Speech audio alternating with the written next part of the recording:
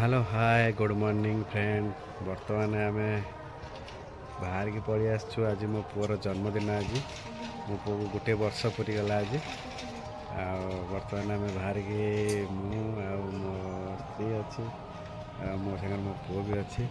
तो बहुत दिन है ब्लॉग के बनई नी। बहुत दिन है 4 मास 5 मास हो गला कम व्यस्त रही से ब्लॉग पकड़ नी। ब्लॉग ही स्टार्ट कर फास्ट।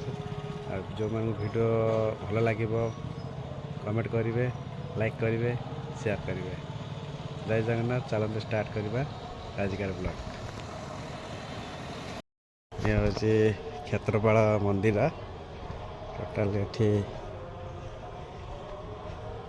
सब माँ भी अच्छा मंदिर।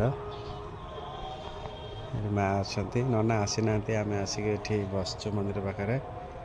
माँ अच्छा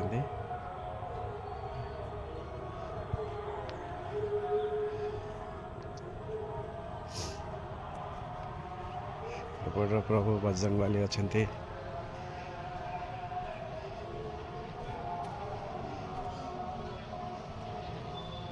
प्रभु बजरंगबली अच्छा।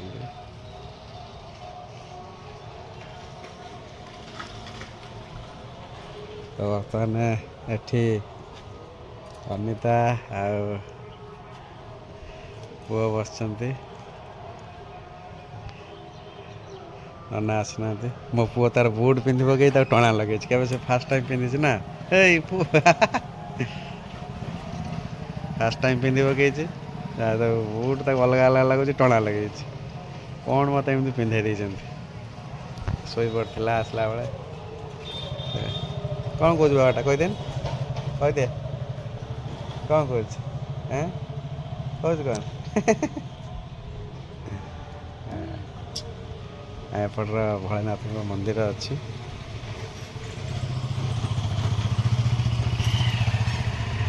प्रभु मंदिर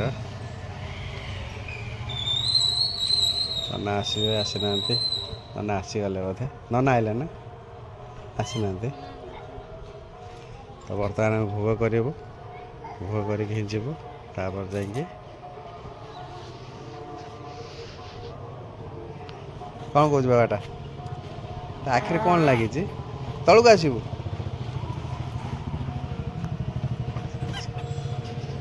ए कर कर कर कर कर कर कर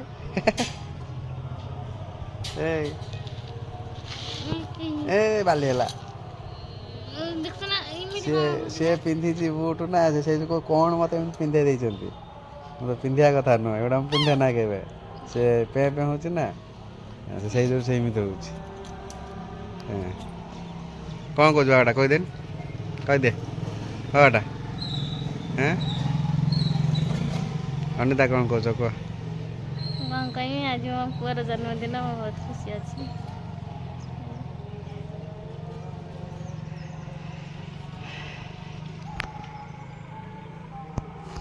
अपेक्षा करी मु नना केत आसवे आसवे हो गला टाइम आसिक 9टा 10-15 हो गला।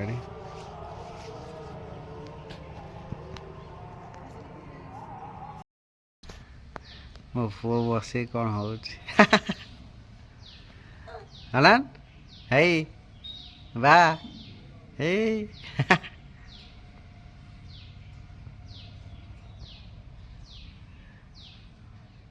ठंडा प्रबल। ये हूँ क्षेत्रपाल भद्रक।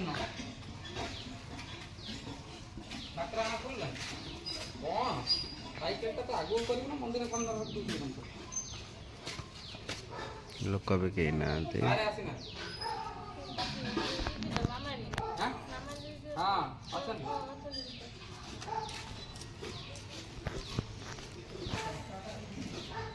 बाबाटा अरे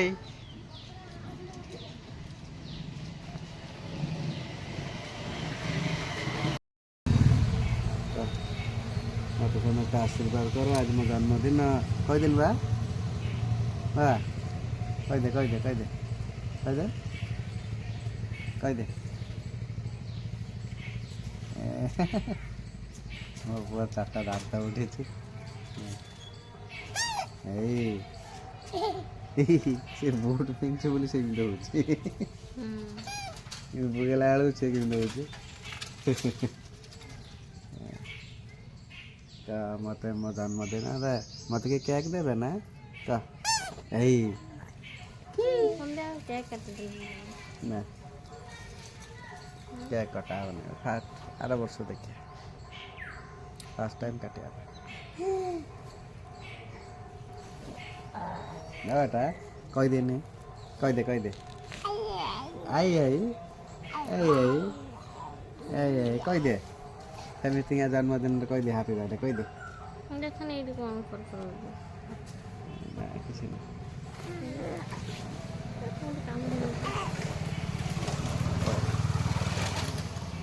ଭାଇ କହିଦେନି ସେମିତିକା ହାପି ବାର୍ଥଡେ କହିଦେନି କହିଦେ ମୁଁ ଶାଢ଼ୀ ଉପରେ କହିଦେ ସେମିତି ହାପି ବାର୍ଥଡେ କହିଦେ କହିଦେ କହଟା କହିଦେ ହାପି ବାର୍ଥଡେ ସେମିତି କହିଦେ ଏ ଥଣ୍ଡା ହେଇଗଲାଣି କ୍ଷୀର ପିଇବା ପାଇଁ ଏଇ ଚଲେଇଛି